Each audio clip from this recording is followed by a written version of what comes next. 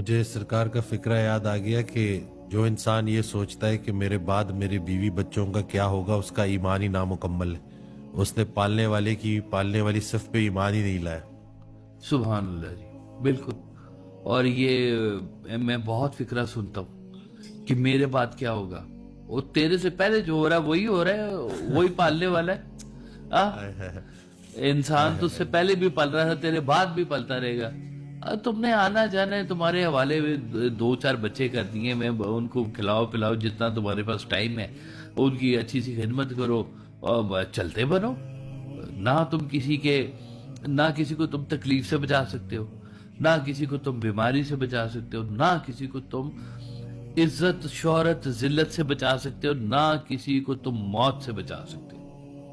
ہر سانس انا للہ و انا الیہ راجعون، ہر چیز نے اپنی اسی طرف واپس جانا ہے.